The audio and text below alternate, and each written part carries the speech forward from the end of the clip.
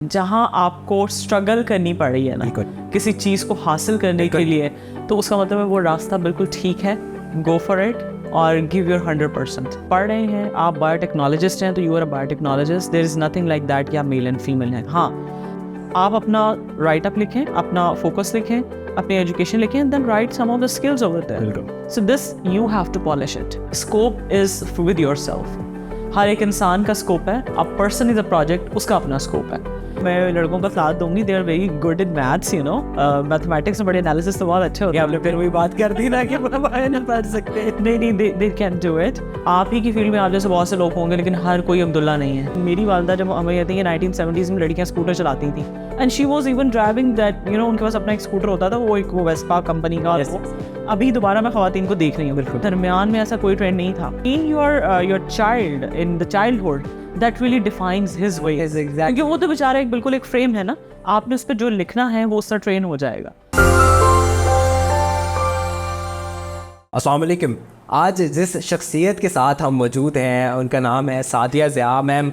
Lecturer हैं UCP university में biotechnology के डिपार्टमेंट में, and she overlooks a lot of thesis और बहुत सारे बच्चे मैम के स्टूडेंट्स तो हैं ही हैं, लेकिन उसके साथ she is also a trainer, skill developer, और बहुत सारे प्रोफेशनल और यंग स्टूडेंट्स को ट्रेन भी करती हैं आगे लाइफ के लिए और उनकी प्रैक्टिकल लाइफ के लिए ट्रेनिंग देती हैं। तो आज मैम से गुफ्तगू करते हैं और जानते हैं उनकी सब्जेक्ट्स के बारे में, और उसके अलावा जो वो इम्पैक्ट डाल रही हैं बच्चों की लाइफ में उनको ट्रेन करके और प्रोफेशनल्स को ट्रेन करके, और उनसे कुछ टिप्स लेंगे हमारे बारे में और हम जैसे मज़ीद स्टूडेंट्स के लिए। अस्सलाम वालेकुम मैम। वालेकुम अस्सलाम Abdullah, thank you so much for inviting me.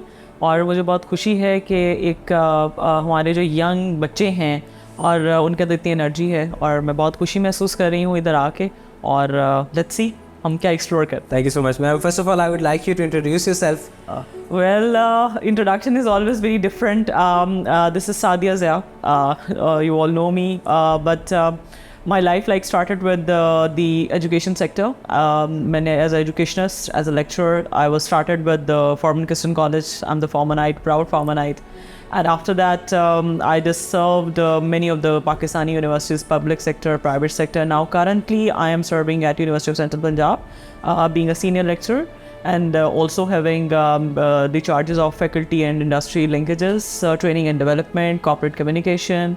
So if you want to ask about my background of education, my BS, then MS, and then again MS within the product management. So this is life is all about to explore yourself, और जहाँ आप अपने आप को click करते हैं, explore करते हैं, ज़रूर करें। और मेरी तो यही एक रोलर कोस्टर राइड रही है कि I just explore my self. बिल्कुल ठीक है। तो बायोटेक्नोलॉजी तो नॉर्मली लड़कियों को पाकिस्तान में बहुत ज़्यादा एसोसिएट किया जाता है कि जी ये मेडिकल करेगी, और मेडिकल नहीं तो फिर मेडिकल या बायोलॉजी से रिलेटेड फील्ड्स ही उनको पिक करनी पड़ती हैं, और अक्सर बात फैमिली की तरफ से प्रेशर आता है या सोसाइटी का तो होता ही है।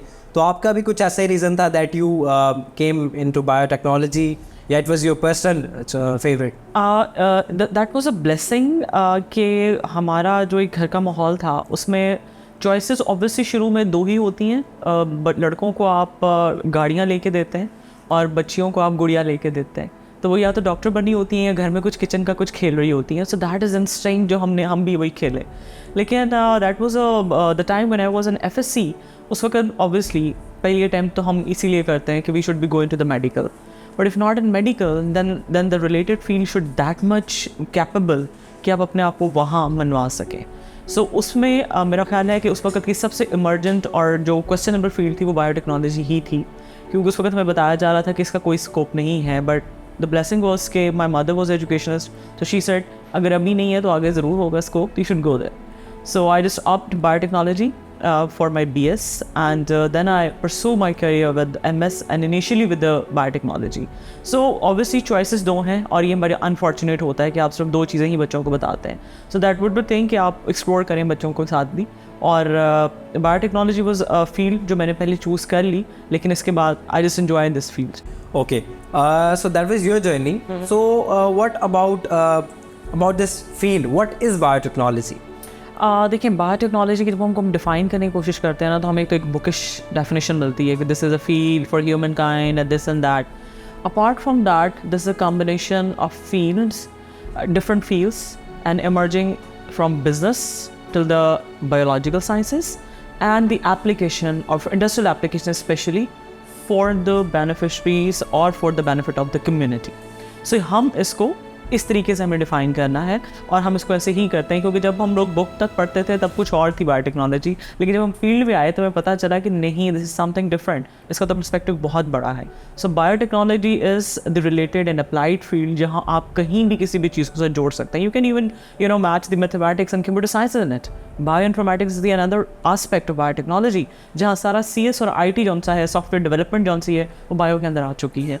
It's just like the name represents biology plus technology. The technology and now the recent technology, chatbots आ गए हैं, AI है, so they are all related with this field. So now the horizon is more open. Well, speaking for myself, I always used to assume, and I still assume, I think whenever the name pops up biotechnology, तो आपके mind में एकदम से आ जाता है, अच्छा यार ये जेनेटिक इंजीनियरिंग ही है. बिल्कुल ऐसे. और इसमें जस्ट जेनेटिक इंजीनियरिंग है या इसके अलावा और भी? Genetic engineering it's just a technique. वो एक लैब टेक्निक है जो कि हम इसमें यूज़ करते हैं. Biotechnology is not all about genetic engineering. Yes, it is defined many areas and many times before of that, like genetic engineering, but it is not all about genetic engineering. ये सिर्फ एक aspect है उसका. जहाँ आपने देखा होगा कि सुना भी होगा, क्लोनिंग थी, प्लांट्स की क्लोनिंग होती है, अब तो ह्यूमन क्लोनिंग भी हो रही है. डॉली द शीप वाला, द शीप वाज वो जो यूनिवर्सिटी ऑफ एडिनबर्ग के अंदर एक बहुत बड़ा जो सा एक प्रोजेक्ट था. Although that was a failed project, but that was a step. Science में हम कहते हैं कि ज़ीरो रिजल्ट भी एक रिजल्ट है, तो उसमें दैट वाज अ हॉलमार्क. तो इस वजह से genetic engineering was highlighted, but it's not all about genetic engineering. It is something else apart from this one technique. This is only a technique which we are using. तो जब आपने start किया तो आपने बताया कि आपने देखा कि इसकी ज़्यादा स्कोप नहीं है, but your mother convinced you कि ऐसा बहुत कम होता है कि नॉर्मली पेरेंट्स जो हैं वो बच्चों को कहते हैं कि इसकी स्कोप नहीं है तो छोड़ दो. हाँ. तो how far do you think biotechnology has come? I think I started studying it right back in 2006. और ये उससे बहुत पहले जो पाइनियर्स हैं बायोटेक्नोलॉजी के, I can mention his name, doctor Kausar Abdullah Malik is the one. मेरे मेंटोर हैं and he was my supervisor. वो बहुत पहले से इन चीज़ों को कर रहे थे, वो एक्सप्लोर कर रहे थे. लेकिन हमारे एजुकेशन सेक्टर में जो इसका नो हाउ है वो 2006 के बाद आया, और फिर एक प्रॉपर जौन सी है वो एक गाइडलाइन जौन सी है वो स्टार्ट हुई, और अब तो खैर MS PhD जौन सी यहाँ मौजूद है. लेकिन उस वक्त मेरी वालदा क्योंकि एजुकेशन सेक्टर से थी, so she was seeing something. I don't know, that was a blessing in disguise भी होती है कभी कभी, कि कभी आप कुछ ऐसी चीज़ चूज़ कर लेते हैं लेकिन अल्लाह ताला आप में वो ले आती हैं चीज़ें. और मैं हमेशा अपने बच्चों को यही कहती हूँ, अपने स्टूडेंट्स को यही कहती हूँ, नेवर अफ्रेड ऑफ इट कि पता नहीं इसका स्कोप है. Scope is with yourself. हर एक इंसान का स्कोप है. अब पर्सन इज़ अ प्रोजेक्ट, उसका अपना स्कोप है. आप कभी भी किसी फील्ड का स्कोप ना देखें. मैंने बिजनेस में भी लोगों को फेल होते हुए देखा है, मैंने IT में लोगों को कोलैप्स करते हुए देखा है, सॉफ्टवेयर नहीं रहते. लेकिन दिस इज़ नथिंग लाइक कि स्कोप नहीं था. स्कोप हर चीज़ का है. Put your efforts. बिल्कुल. हमने अक्सर कहा था जब हम इंटरव्यू करते हैं, कुछ ऐसे सब्जेक्ट्स भी होते हैं जो बिल्कुल कम्प्लीटली थ्योरेटिकल होते हैं, या जैसे फॉर एग्जांपल हम लिटरेचर के एग्जांपल ले सकते हैं, तो वो उसमें कुछ ऐसा कंपेयर टू द सब्जेक्ट्स आजकल के जो जैसे IT है, सॉफ्टवेयर, तो हम उनसे पूछते हैं कि आपको क्या लगता है कि स्टूडेंट्स जो है रिग्रेट करते हैं क्या इनको जॉब मिलेगी, तो वो दे ऑलवेज से कि it's always within yourself, कि how much effort you put in तो वो आपको वापस ज़रूर मिलती है. तो ऐसा ही है, बिल्कुल ऐसा ही है. और ये हर एक फील्ड में है. लिटरेचर पता नहीं लोगों को लग रहा होगा शायद कि वो थ्योरेटिकल है. It's not theoretical, it's really applied. और हर एक पे जब अप्लाई हो जाता है वो तो बड़ी ज़बरदस्त चीज़ है. शेर व शायरी, उर्दू हो, इंग्लिश हो, सो उसका तो एक अपना फ्लेवर है. सो द थिंग इज़ के स्कोप आपने अपना खुद डेवलप करना होता है. आप ही की फील्ड में आप जैसे बहुत से लोग होंगे, लेकिन हर कोई अब्दुल्ला नहीं है. आपकी CSE क्लास में, आपकी मैथ्स कम्युनिकेशन क्लास में बहुत से बच्चे आप जैसे पढ़े होंगे और वो अपनी डिग्रीज कंप्लीट करके कुछ ना कुछ कर रहे होंगे, but Abdullah is doing something unique. So that's what defines you. बिल्कुल. And I would like to share something as well.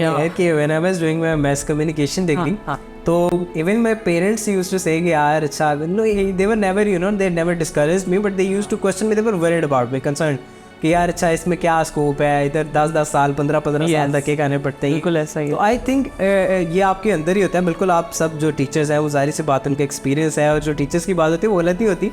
when you struggle, when you do your homework and you work really hard and you aim for it and you go for it, तो आपको वो ज़रूर मिलता है. और दुआ करें कि फेल हो जाए. When you are in your journey, हमेशा अल्लाह से दुआ करें कि कहीं ना कहीं, क्योंकि अगर हर चीज़ आपको परफेक्ट मिल रही है ना, सो कहीं ना कोई कुछ प्रॉब्लम है. मेक इट श्योर कुछ प्रॉब्लम है आपको, जो इतनी आसानी से चीज़ें मिल रही हैं. जहाँ आपको स्ट्रगल करनी पड़ रही है ना किसी चीज़ को हासिल करने के लिए, तो उसका मतलब है वो रास्ता बिल्कुल ठीक है. गो फॉर इट और give your 100%.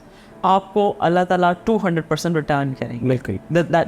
That is in my 35 or 36 years मैं आपको बता सकता हूँ. बिल्कुल आप सही कह रहे हैं. बल्कि देयर इज अनदर सेइंग कि जहाँ वो कहते हैं कि अगर हर इंसान आपका दोस्त है तो maybe you are going very you need to do something else. अपने कंफर्ट जोन से बाहर आ जाए. से बाहर आना पड़ेगा. तो क्या जॉब अपॉर्चुनिटीज़ हैं, क्या स्कोप है मतलब फॉर अ फ्रेश ग्रेजुएट जो निकलता है?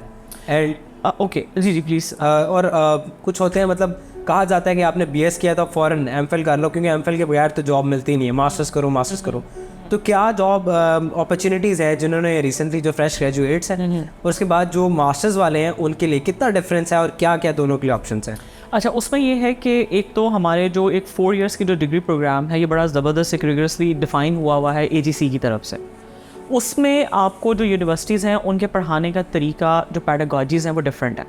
कुछ यूनिवर्सिटीज़ इसको बिल्कुल उसी रोड मैप पे लेके चल रही हैं और कुछ यूनिवर्सिटीज़ बड़े इनोवेटिव मेथड्स जो हैं टीचिंग के उसको अप्लाई करती हैं. और बहुत सी यूनिवर्सिटीज़ ने इंटर्नशिप्स और जो रिसर्च है उसको मैंडेटरी किया हुआ है. आई रियली सजेस्ट कि जो थर्ड सेमेस्टर है आपका, वहाँ से आपको इंटर्नशिप्स और छोटी छोटी कुछ जो जॉब्स हैं, चाहे वो पेड हैं या अनपेड हैं, you have to struggle with that right after your 3rd और 4th सेमेस्टर.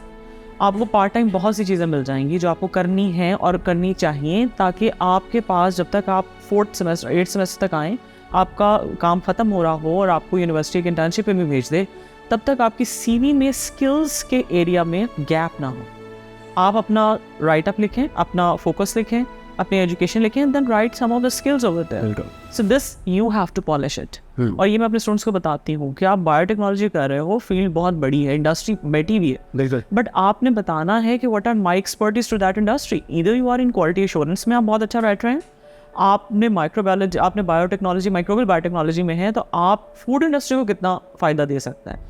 या अगर आपने बायोटेक्नोलॉजी हेल्थ सेक्टर पे की हुई है, तो आप जो हमारी डायग्नोस्टिक लैब्स हैं उधर अपने आप को कहाँ मनवा सकते हैं. So define your focus right in your 3rd और 4th semester and then try to take the internships on that. वो शाम में कर लें, वो आप वीकेंड्स पे कर लें, बट डू दैट, ताकि आपकी CV के अंदर एक कंसिडरेबल रेंज हो चीज़ों की जो आपने लिखनी है. और इसके बाद जब आप 4 साल के बाद मार्केट में जाते हैं ना, तो आप कहीं ना कहीं फिट हो जाते हैं. आप जब MPhil की जो बात करें कि फ़ॉरेन चले जाना चाहिए या कुछ गैप लेके चले जाना चाहिए, तो आई गेस एक गैप दें आप. At least wait for a year and struggle with your market कि आपको वो कहाँ रख रहे हैं. अगर तो आपने एजुकेशन सेक्टर में जाना है, आपका एम है कि you are a very good orator और आपकी स्पीकिंग स्किल्स बहुत अच्छी हैं और आप कहीं टीचर के तौर पे, क्योंकि हर इंसान टीचर भी नहीं है, बिल्कुल हमारे अंदर डायलेमा ये है कि जिसको कोई जॉब नहीं मिलती है वो टीचर बन जाते हैं. ठीक है, विच इज़ गुड, ओके, हम उसको पॉलिश कर लेते हैं, ट्रेनिंग्स आर देयर, लेकिन स्टिल ये आपका अपना पैशन भी होता है. अपनी बात मनवाना, कन्विंस करना और अपना इम्पैक्ट छोड़ना, ये हर बंदे का काम नहीं है. सो जो बाय बर्थ टीचर है वो अलहदा है और एक ट्रेंड टीचर है वो अलहदा है, एंड ऑब्वियसली आउटकम दोनों का सिमिलर मोर लेस होता है.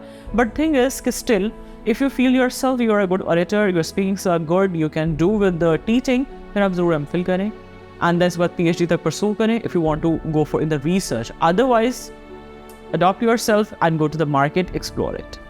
बिल्कुल ठीक है. So if I ask you to name a few jobs जो both fresh graduate yes और masters वाले they can pick it up on जो available हैं. जी. अच्छा, उसमें तो एक तो हमारी जो अपनी जॉब मार्केट है, जो अपनी इंडस्ट्री है, उसके अंदर जैसे मैंने आपको पहले भी बताया कि आपका जो क्वालिटी एश्योरेंस का एरिया है, वहाँ एज अ बायोटेक्नोलॉजिस्ट आप इजीली पैक हो सकते हैं, even in the pharmaceutical industry, in the food industry, in the manufacturing industry, जहाँ किसी भी तरह की मैन्युफैक्चरिंग हो रही है, वहाँ का क्वालिटी एश्योरेंस आपके हाथ में होगा. सेकेंडली जो ऑप्शन होती है आपकी डायग्नोस्टिक फील्ड्स के अंदर, हमारे पास बहुत सी लैब्स हैं और अभी जैसे मैं अभी कहती हूँ कि वो भी ब्लेसिंग इन डिस्गाइज. कोविड में आपका एक टेस्ट था जो कि COVID-19 को डिटेक्ट करता था, that was based on PCR। आपके पास वैक्सीन डेवलप करने वाली सारी बायोटेक्नोलॉजी की कंपनीज थी। चाइना में, US में, UK में जिन कंपनीज ने डिफ़ाइन की है आपकी वैक्सीन जो आप यूज़ कर रहे हैं, जो आपने लगवाई हैं, वो बायोटेक्नोलॉजी की कंपनीज हैं, उन्होंने ही डेवलप की है। और ये जो कोविड-19 का इतना रैपिड टेस्ट एक दफ़ा ये आया और आप अभी तक उसको यूज़ कर रहे हैं, that is PCR based which is part of the biotechnology. बिल्कुल। सो अब तो आपकी जो नीड है, और उस वक्त मेरा ख्याल है मैं उस दौरान जब जो गवर्नमेंट की तरफ से भी जो अपॉर्चुनिटीज़ खुली थी ना, वो ज़्यादा मोलेकुलर बायोलॉजिस्ट के लिए खुली थी। बिल्कुल। वो लोग जो बायोटेक्नोलॉजी से रिलेटेड थे, उन्हीं के लिए वो PCR की जॉब्स भी आई थी कि they need the paramedics, they need the staff to diagnose this disease. तो उस वक्त बायोटेक्नोलॉजी वॉज अ बूम, वो खुल गया था और बहुत जल्दी लोगों ने अडॉप्ट किया था इसे। सो ये एक पूरा सेक्टर है जो आप लोगों के लिए मौजूद है। बिल्कुल ठीक है। तो बीइंग एन एजुकेशनिस्ट, आपने देखा होगा, you yourself did biotechnology and you are a female, ठीक है। अगर हम जेंडर की बात करें तो डू यू फील लाइक कि ये ज़्यादा फीमेल ड्रिवन है और इसमें मेल्स का इंटरेस्ट थोड़ा कम है, और जो आते हैं वो पहली एक चीज़, एजुकेशन और प्रोफेशनलिज्म में कोई जेंडर नहीं, यू ऑल आर इक्वल। आप एजुकेशन फील्ड में हैं, आप टीचर हैं, आप टीचर हैं, you are not a male teacher, not a female teacher. आप पढ़ रहे हैं, आप बायोटेक्नोलॉजिस्ट हैं, तो you are a biotechnologist. There is nothing like that कि आप मेल एंड फीमेल हैं। हाँ, फीमेल्स ऑप्ट इसलिए करती हैं, दो उसके क्राइटेरियाज हो सकते हैं। एक तो हमारी तादाद ज़्यादा है, ठीक है, हम पहले ही ज़्यादा हैं, और आपको यूनिवर्सिटीज़ में लड़कियाँ ज़्यादा नजर आती हैं, लड़के बेचारे कहीं ना कहीं एक पिछले बेंच पे बैठे होते हैं। लेकिन दैट डजंट मीन कि वो नहीं है बायोटेक्नोलॉजी की तरफ। There are lots of people who are in the biotechnology. Field दोनों के लिए एक जैसी है, it's not male and female driven. मेरा ख्याल है जो प्लांट बायोटेक्नोलॉजी है उसमें मेल बहुत ज़्यादा है, उसमें फीमेल कम है, और जो हेल्थ बायोटेक्नोलॉजी वाला सेक्टर है उसमें फीमेल ज़्यादा है, मेल कम। सो ये एक बाइफिकेशन है, लेकिन ये सिर्फ एक स्टैट्स हैं जो मुझे नज़र आते हैं यूनिवर्सिटीज़ के अंदर। अदरवाइज इसमें कोई ऐसी सच नहीं है। Field is open for the both of the genders. नहीं, इसके पीछे में भी एक और रीज़न ये हो सकती है कि क्योंकि बायोलॉजी को आपके इंटरमीडिएट में ज़्यादा पिक ही फीमेल्स करते हैं, ठीक है, क्योंकि they aim for the MBBS and so on, और लड़के जो हैं वो अक्सर औकात पढ़ाई से कतराते भी हैं। अच्छा, बहुत पढ़ना पड़ेगा। जब बायो उन्होंने रखी नहीं होती तो मे भी इस वजह से भी उनका मैं लड़कों का साथ दूंगी। They are very good in maths, you know, mathematics में बड़े एनालिसिस तो बहुत अच्छे होते हैं। आपने फिर वही बात कर दी ना कि बायो नहीं पढ़ सकते। नहीं, दे कैन डू इट, और बड़े अच्छे बायोलॉजिस्ट हैं। आप देखें, जब आपके गायनोकोलॉजिस्ट लड़के बने ना पाकिस्तान में, यू नो, पाकिस्तान में 2-3 लोग जब वो गायनी करके आए पाकिस्तान में, so the first question was that, मैं उनका नाम नहीं लूँगी, it's a very good hospital over here in Lahore. तो वो जब करके आए तो मैं उनको एक यही आया था कि आपके पास कौन सी फीमेल चेक कराने आएंगी। बट अब आप देखिए, I know so the thing is, field is ये दिस इज द थिंग, आपने अपना स्कोप खुद क्रिएट करना है। आप किसी भी फील्ड में जाएंगे, अगर आप में वो स्किल है तो you can emerge. No, actually the question that I was trying to pin is that कि what is the reason कि जो मेल हैं या लड़के हैं वो कम आते हैं बायोलॉजी की तरफ, इस तरह की फील्ड्स की तरफ। हाँ, उसमें मैंने एक रीज़न तो आपको बता दी कि may be it's a gender बाइफिकेशन ना, कि हमारी तादाद ज़्यादा है और हम लोग वो डॉक्टरी की तरफ भी जौन सा है वो सब फीमेल्स जौन सी है, वो बड़ा इस चीज़ को बड़ा एक सिक्योर फील्ड समझती हैं।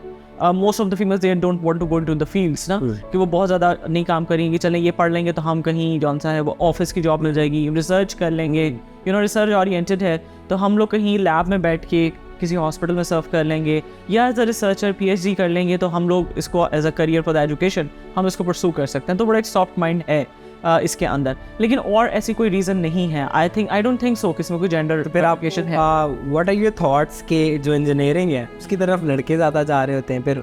हाँ, अच्छा, इंजीनियरिंग इज़ लाइक उसमें जो फीमेल्स भी हैं वो भी बड़ा ज़बरदस्त इमर्ज करती हैं, लेकिन ये है कि वो जो फिर एक वो जो शुरू मैंने आपको हमने बताया ना कि वो जब खेलने के लिए जब आप बच्चे को ट्रेन ही उस चीज़ से किया जाता है, ठीक है, हार्डली है किसी बच्चे को गाड़ी पकड़ाई जाए कि तुम इस मैकेनिक्स को ठीक कर लो। So how you train your child in the childhood, that really defines his way, क्योंकि वो तो बेचारा एक बिल्कुल एक फ्रेम है ना, आपने उस पर जो लिखना है वो उससे ट्रेन हो जाएगा। सो बच्चियाँ महल वो खाने पकाने और गुड़ियों में ज़्यादा ट्रेनिंग ले लेती हैं, और लड़के हर चीज़ को खोल के बैठे होते हैं घर में, कोई उनको पकड़ा दें, उनको टूल्स होते हैं उनके पास, तो वो बच्चे टूल्स ही से खेलते हैं। सो वो बड़ा इंपॉर्टेंट है। तो वाई नॉट आप अपनी बच्चियों को जौन सा गाड़ियाँ लेके दें छोटी-छोटी, तो वो उससे खेलें, और मे भी शायद उनको घरों पे भी या सोसाइटी से इधर उधर से एनवायरनमेंट में उनको ये चीज़ उनके माइंड में बिठा दी जाती है कि शायद जो इंजीनियरिंग है या जो इस तरह के जो मैन फील्ड्स हैं वो बहुत ज़्यादा वो लेबर वर्क उनमें ज़्यादा है, या उनमें एफर्ट ज़्यादा है, आउटगोइंग ज़्यादा है, फील्ड वर्क ज़्यादा है, तो शायद इस वजह से उनको डिस्करेज किया जाता है फीमेल्स को, या ड्राइव ये भी एक है कि आपको एक सॉफ्ट मैसेज दे दिया जाता है घर से भी and even with your in your peers, जब आप यूनिवर्सिटीज़ में होते हैं कि अच्छा यार ये औरत है, ये क्या कर लेगी, या ये खातून है, ये कैसे कर सकती है। Exactly. ठीक है, आप बाहर कैसे जाएंगी, आप फील्ड में, जैसे एक दफ़ा जब हम शुरू में जब आए अपनी इस फील्ड के अंदर, मार्केटिंग में लड़कियां बहुत कम थी। ठीक है, तो वो सब यही कहा जाता है मार्केट है, हर एक से बात करनी पड़ेगी, आप कैसे करेंगी। सो वो कुछ फिर वो ख़वातीन जो सी वो थोड़ा सा रिलक्टेंट हो जाती हैं। लेकिन मेरा ख्याल ये है कि अब आपका जो माहौल है ना, जैसे मेरी वालदा जब हमें कहती है 1970s में लड़कियां स्कूटर चलाती थी, and she was even driving that, you know, उनके पास अपना एक स्कूटर होता था, वो वेस्पा कंपनी का। Yes. वो अभी दोबारा मैं ख़वातीन को देख रही हूँ। बिल्कुल दरमियान में ऐसा कोई ट्रेंड नहीं था कि खातून जो सी इस तरह बाहर आएगी, इस तरह काम करेगी। लेकिन मेरा ख्याल है कि ये चीज़ आपकी एक पॉइंट वैलिड है कि आपको डरा दिया जाता है और फिर आपको कहा जाता है कि शायद ये फील्ड आपके लिए नहीं है। हालांकि जिन ख़वातीन ने एक्सेल किया है इंजीनियरिंग में भी, और इवन अब भी जेनेटिक इंजीनियरिंग में भी, कोविड-19 की जो वैक्सीन है वो डेवलप एक फ़ीमेल ने की है। सो वो जिन्होंने इसको किया है, इंजीनियरिंग को भी किया है, उन्होंने बहुत अच्छा किया है। Yeah, no doubt. And the recent, artificial intelligence that Yes. just a boot ChatGPT is also by the female. by a female. So वो ये जेनेटिक भी एक आंसर है जिसको मैं अक्सर ट्रेन करती हूँ अपने स्टूडेंट्स के अंदर। I'm a great trainer also. Great is your mental toughness. और वो फीमेल्स में, क्योंकि वो एक ही वक्त में 2-3 तरह के टास्क कर रही होती हैं, तो they are more prone to it. Yes. तो वो कर लेती हैं। अगर हम बात करें genetic engineering की, हाँ, so what are your thoughts on the programmed reproduction of man will in fact dehumanize the man? that is something which is really debatable, और बहुत ज़्यादा डिबेट इस पर हुई है, बाहर भी हुई है, इधर भी हुई है। देखिए, पर्सपेक्टिव अगर पूरी दुनिया पे देखें तो बहुत से लोगों ने इसको अलाउ कर दिया। बहुत से जो स्कूल ऑफ थॉट्स थे उसने कहा कि नहीं, ये एक एक्स्ट्रा चीज़ है जो आप इंटरवीन कर रहे हैं नेचर के अंदर। बिल्कुल। हम लोग अभी कहीं भी स्टैंड नहीं कर रहे हैं। पाकिस्तान की भी कोई क्लियर कट ऐसी कोई पॉलिसी नहीं है कि either we are accepting it और नॉट। हम क्लोन बनाना चाह रहे हैं या नहीं बनाना चाह रहे हैं। हाँ, बहुत निचले लेवल पे प्लांट लेवल्स के ऊपर क्लोनिंग जौन सी है वो हो रही है, एक्सपेरिमेंट जौन से हैं वो किए जा रहे हैं। लेकिन that also has a question mark कि ये भी आगे इसको एक्सेप्टेंस है इसकी। हम तो मे बी अभी तक डिबेट में है, इज इट राइट और नॉट। हम फिर भी सेव हैं। We are safe. क्योंकि देखिए, जब डिबेट इज़ नॉट बैड लेकिन काम रुक जाता है। बिल्कुल। तो आप अगर जितना कर रहे हैं within the limits of bioethics, एक ये ट्रेंड हमारे यहाँ कम है। We should be in research, even in the research we should be in the ethics. तो अगर आप एथिकल वैल्यू के साथ अगर अपनी रिसर्चेस को लेकर चलते हैं तो फिर वहाँ कोई मसला नहीं होता है। I am not talking about कि जो लोग कह रहे हैं कि बिल्कुल गलत है वो भी ठीक है, और जो लोग कह रहे हैं कि बिल्कुल ठीक है, ऐसे होना चाहिए, वो भी ठीक है। So we should have the middle area जहाँ हम इसको जौन सा है वो यूटिलाइज़ करें कि what are the benefits of it. आप वो बेनिफिट ले लें, और जहाँ कहीं हार्म आ रहा है to the human, so why not skip it. एक इंसान से बड़ी कोई चीज़ नहीं है, और आप जैसा कोई और डेवलप भी नहीं हो सकता है। आप जैसा क्लोन जौन सा है वो फिर भी आपकी कॉपी रहेगा। That is not real you. So try to think on this aspect also. So the technique is not bad, but the thing is the use of it with a very wise decisions that should be considerable.